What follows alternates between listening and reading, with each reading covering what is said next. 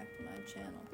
Well, if you're here, you probably saw my short on I made a cave dweller book, or that I have an idea to write a cave dweller book. And if you look right here, I did write one.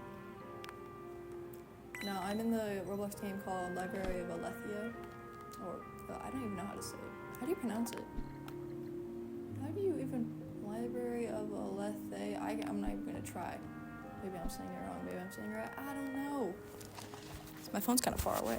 Is this better? Is this better, guys?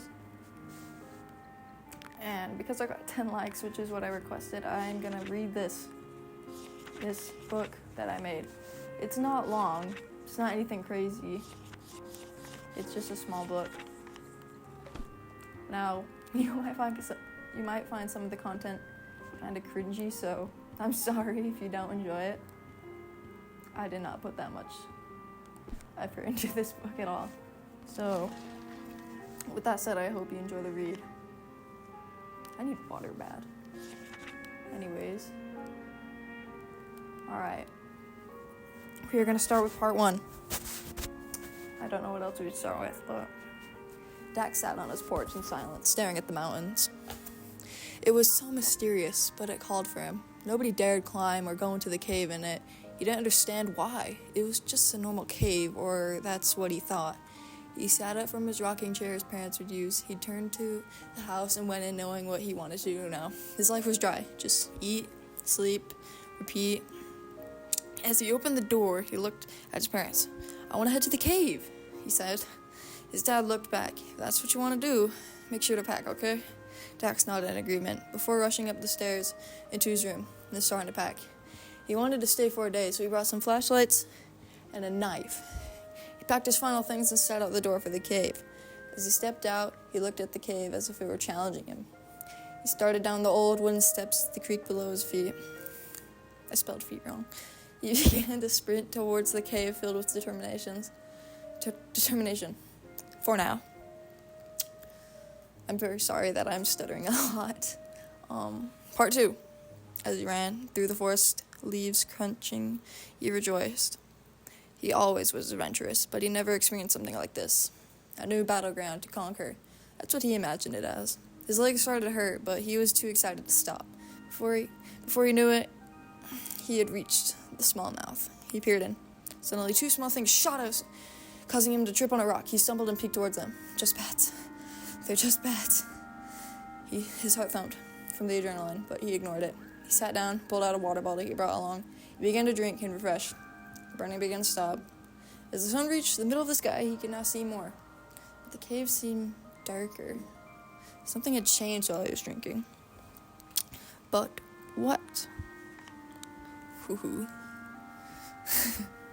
Yeah, this is kind of cringy already. Suddenly, he heard a rustle in the bush. He jumped back, deploying his knife as a kid came out of the bushes. He pointed the knife at them. "Whoa, Dax, it's just me, you know? Joe?" Dax set the knife down and let out a sigh of relief. "Why are you even out here by the cave?" Dax exclaimed in confusion. "Well, I was having a walk and heard someone, so I went over to go check," Joe said, slightly embarrassed. "Gosh, could have been a bear. Stop being so curious all the time. Anyways, how's it been?" Dax said as he reached to handshake. "It's been good, but why are you even here at the cave?" Dax responded.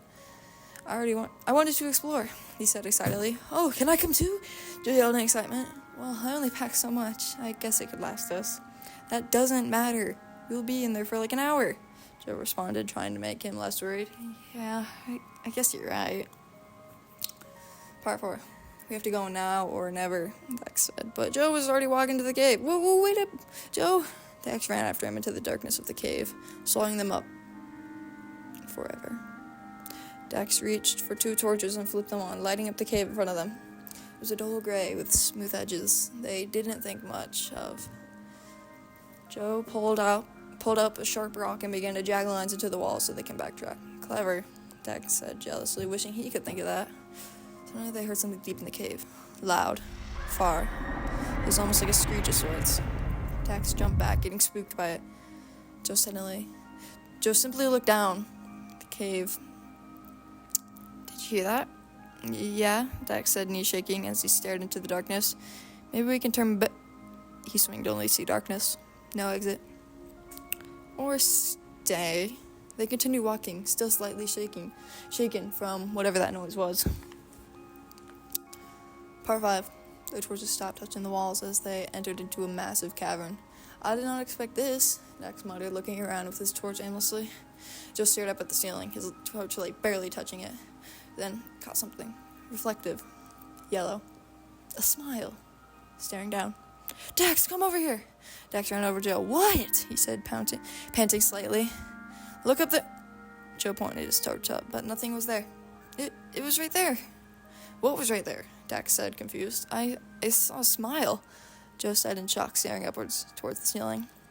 It's a cave, probably just a trick of the walls, a shadow. Dax walked away slightly annoyed, but it wasn't a shadow. Joe set his torch down for a second and started exploring. Somewhere in the darkness, with no light, something watched. Part 6. They wandered through the massive cavern, but then they couldn't find the walls. I think we're lost, Dax said, slightly concerned. Aren't you making markers? Dax yelled over to Joe, who was staring at an interesting mark in a rock. Oh, yeah, I forgot to keep placing those. Great! Just great. We will never get back. Dax checked his phone, which read 14:31. We've been in here for around 3 hours. Our parents must be worried. Dax stopped mid-sentence. He swung to his side, which he caught something. Standing there. Tall. What the heck is that? He made eye contact. Suddenly, a loud heartbeat began to start. Joe heard it, and he looked aimlessly until he locked onto it. It had that same smile. The yellow smile with pale eyes. Dax was frozen in fear, but then the heartbeat stopped and it faded away. Gone. Just like that, like it was never there. What's that? Dax said, shaky breathed. Well, I was trying to tell you about what that was. Joe said angrily. I guess you were right the whole then, Dax said with a slight tone of embarrassment, still fear from the encounter. We should leave, Dax. I agree. They started running to where they think the exit is. Their legs ached as they ran from whatever was chasing them. Wait, did I? Oh, Joe was trying to problem-solve a way out. His head hurt from the thought swirling. How do we get out? Dax said, slightly worried. I thought it was this way, Joe responded, defeated. They reached the cave wall finally, but it was nothing but cold, gray stone. Dax began to sit down against the wall in defeat. It's been hours, and they're lost. What if we don't come out? Dax said, slightly tearing up. Maybe we should have just stayed on the surface. Dax put his head down with sadness. Joe peered down. Don't worry, we will survive. I know a lot of things. We won't die. Trust. Just said cheerfully. Dax always knew Joe was a smart one, creative, sometimes stupid. Dax looked up at Joe with red eyes. I guess you're right. Dax said slowly. Joe smiled softly, but then it dropped to his straight face. It was on his neck. Breath, cold, damp, and gross. It's all my head, Joe said, holding still. He wanted to be brave. He shot around with his torch and pointed it towards the breath. It was all my head, Joe said. Dax began to walk away along the wall, hopefully towards the exit. Joe continued pointing his torch towards the breathing. He thought it was in his head, then his torch went out. He looked at it, but it was too late to make an action. It appeared in front of him. 3 feet away. He couldn't scream. As Dax continued walking, snap! Heard it behind him, and he froze. He looked back to see Joe on the floor. Above him, that smile, staring down. Holy shoot. It began to charge at Dax as he ran. His torch went out, and he went blind, running aimlessly. He was behind him, chasing, huffing, puffing, screeching. It wasn't in anyone's head, and it was outside. Dax ran and ran in the dark, barely being able to see in front of him. Then the screeching, the footsteps, the huffing, it all stopped. Suddenly, Dax stopped too. He looked back into the void.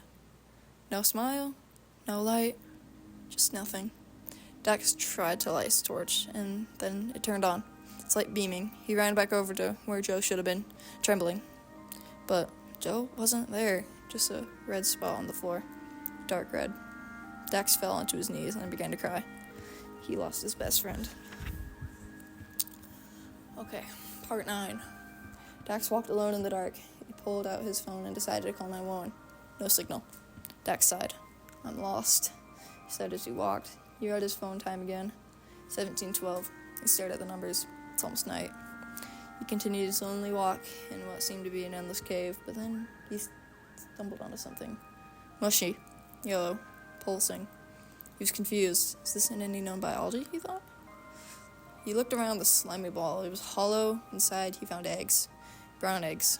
Each one was slightly transparent. He peered inside one and saw something, an embryo, with that wretched smile. He stood up and stumbled back, plodding onto the mush. Suddenly, it pulsed rapidly, sending a shockwave through the ball, and he heard it. Footsteps. He looked around, torch in his hand, figuring out what was coming. Then, he felt something slimy drip on his head. He put his hand up to feel it. No! I gotta plug in my controller. That was a huge interruption for the story. I'm very sorry, guys. Got my controller. This is embarrassing.